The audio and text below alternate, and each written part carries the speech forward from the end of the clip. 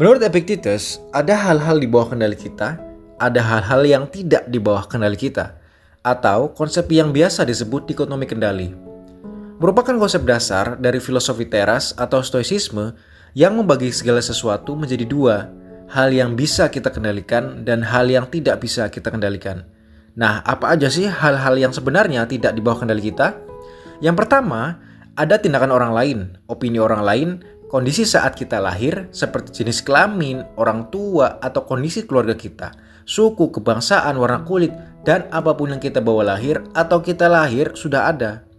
Lalu, segala sesuatu yang di luar pikiran dan tindakan kita, seperti cuaca atau peristiwa alam lainnya.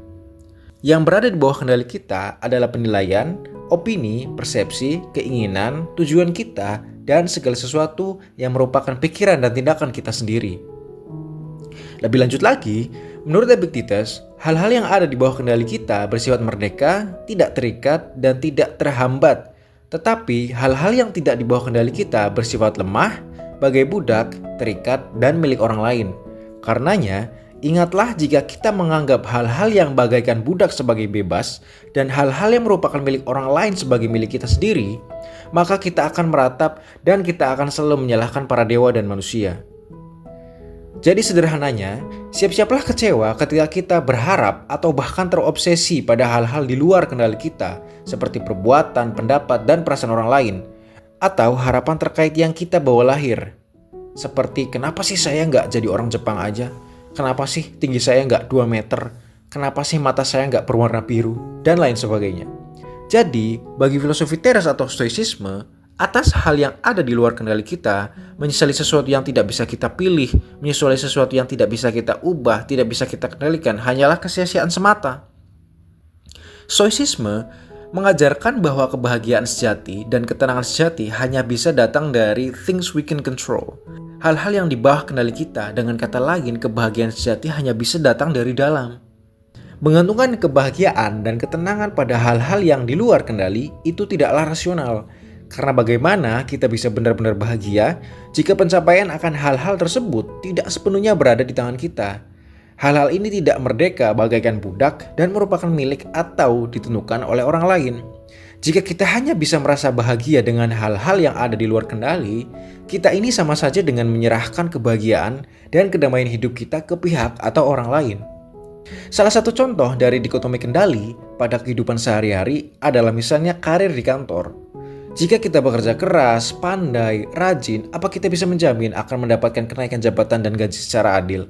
Kita yang sudah beberapa tahun bekerja di kantor akan menyadari bahwa ada banyak sekali faktor di luar kendali seperti bos yang punya sentimen pribadi, atau punya anak emasnya sendiri, subjektivitas soal definisi kinerja yang baik, rekan kerja yang dengki, aturan perusahaan yang berubah-ubah, untung ruginya perusahaan, kondisi ekonomi suatu negara, dan lain sebagainya.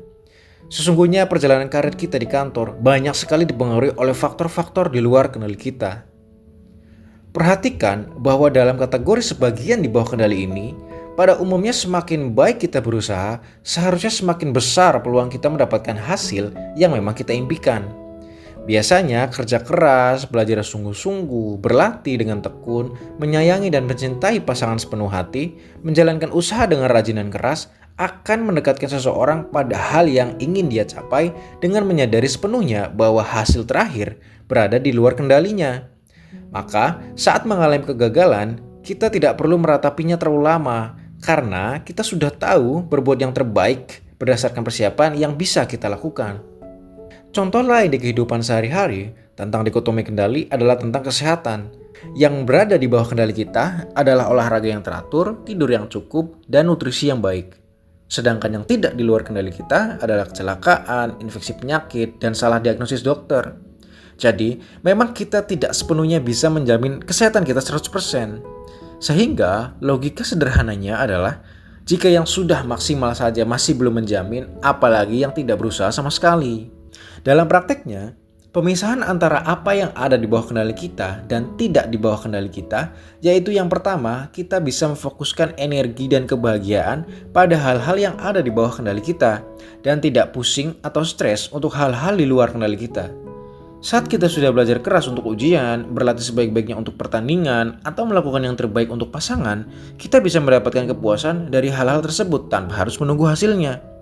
Yang kedua, di saat ternyata hasil tidak seperti yang kita harapkan, secara mental kita seharusnya tidak terlalu terpuruk, karena fokus kita adalah pada internal goal, apa yang bisa kita kendalikan dan bukan di hasil. Contoh lainnya, ketika kita mengikuti pertandingan futsal antar sekolah atau instansi, jika kita sudah berlatih keras dan memberikan permainan terbaik, kekalahan tidak bisa sepenuhnya merampas kebahagiaan kita. Ini mirip dengan ungkapan populer, manusia hanya bisa berusaha, Tuhan yang menentukan.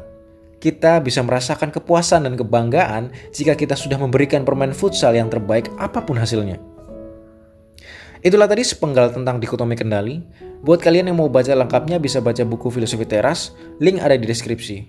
Terima kasih, until next time.